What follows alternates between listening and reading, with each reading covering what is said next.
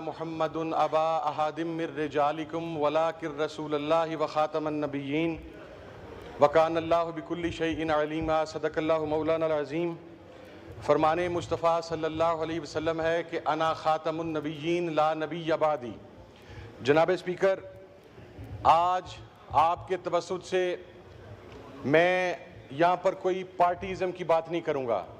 ख़त्म नबूव्वत उतना ही मेरे ईमान का हिस्सा है जितना आपके ईमान का हिस्सा है, जितना आज इस ऐवान में मौजूद हर साहिब ईमान मुसलमान के ईमान का हिस्सा है।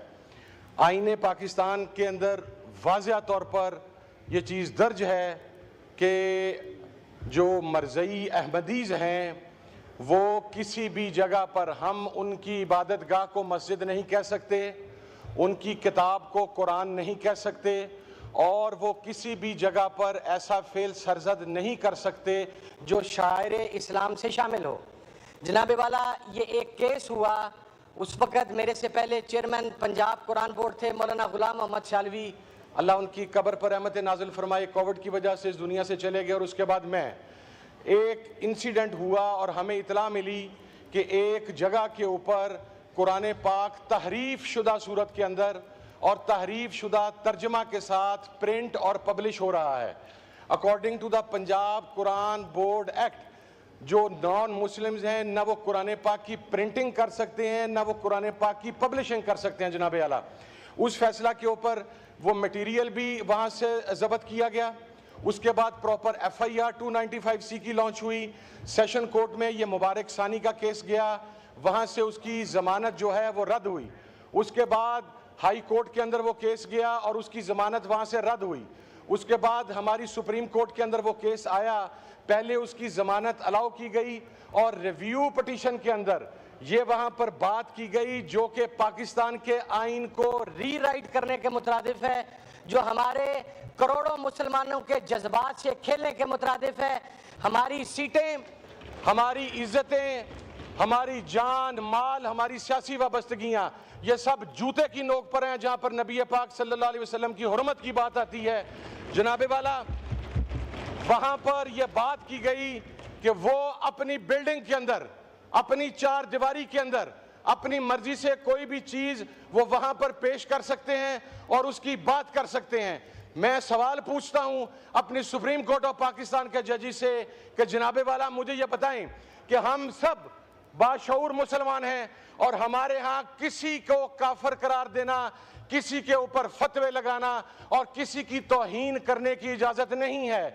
हम क्या एक फ़िरका अगर पाकिस्तान में पैदा हो और वो यहाँ पर बैठकर हज़रत ईसा अलैहिस्सलातु वस्सलाम की शान में गुस्ताखी करे और हम उसे ये कह दें कि वो अपनी चार दीवारी के अंदर बैठ के ये बात कर रहा है, तो इसकी इजाज़त दी जा सके?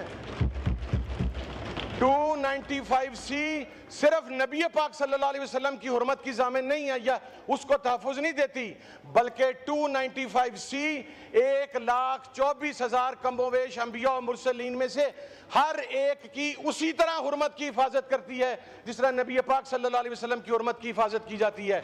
और एक और बात अर्ज कर दूं कि यह नबी की हुर्मत की जो बात है, हम नबी की हुर्मत के मुहाफिज हो ही नहीं सकते। हमारी औकात इतनी नहीं है, हमारी जुर्रत इतनी नहीं है, इसलिए कि अल्लाह रब्बुल इज़्ज़त ने अपने नबी की हिफाजत, उसकी हुर्मत की हिफाजत की जिम्मेदारी खुद अपने ज़िम्मे ली है। हम तो अपनी आखिरत बचाने के लिए और अपनी कब्र के लिए नबी की हुर्मत की बात करते हैं। इस सिलसिले में मेरी रिक्वेस्ट है कि ये जो आइन को रीराइट किया गया है, कुरान और सुन्नत के अहकामात के खिलाफ फैसला दिया गया है, शायर इस्लाम का मजाक उड़ाया गया है, कुरान पाक में तहरीफ की इजाज़त दी गई है। ये पाकिस्तान में नहीं हो सकता कि कोई हमारे लाख सियासी इख्तलाफात होंगे, लेकिन ये नहीं हो सकता कि कोई आदमी अपनी मर्जी से 2 बंदे बैठे, 3 बंदे बैठे और वो कुरान पाक में तहरीफ की इजाज़त दे दें कि आप एक इमारत की चार दीवारी के अंदर बैठेंगे और फिर वहाँ पर आप जो मर्जी तहरीफ कुरान के अंदर कर लें। मैं ये अल्लाहु अकबर, नाराए रिसालत, मैं ये मुतालबा करता हूँ कि ये ऐवान भी अपनी जिम्मेदारी पूरी करे इस हवाला से और आप इस हवाला से एक कमेटी बनाएं, सुप्रीम कोर्ट से बात की जाए कि आपने आईन पाकिस्तान को रीराइट किया है, आपने आइन की रूह से खेला है और जिन जजेस ने यह काम किया है उन्हें इंसाफ के कटहरे के अंदर लेकर आना चाहिए।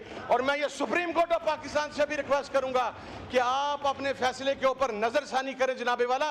ये कोई सियासी इशू नहीं है, ये हम सब के ईमान का मामला है। और मुझे यकीन है स्पीकर साहब कि आप इसके ऊपर कोई ऐसी रूलिंग देंगे जिसके साथ जो करोड़ों मुसलमान हैं पाकिस्तान में और अरबों मुसलमान पूरी दुनिया में, उनके जज्बात जो मजरूह हुए हैं, उसके ऊपर इंशाल्लाह कोई ऐसा रूलिंग आएगी कि आपकी कब्र भी, आपकी आखिरत भी, आप फख्र भी महसूस करेंगे और इंशाल्लाह आपका ये फैसला सदियों तारीख में याद किया जाएगा। आपकी ये रूलिंग, बहुत शुक्रिया जी, थैंक यू। जी साहबजादा साहब, इस इशू के ऊपर तो दो राय है ही कोई नहीं कि हुजूर सल्लल्लाहु अलैहि वसल्लम की इज़्ज़त, उनकी तौक़ीर और ये हम सब अपने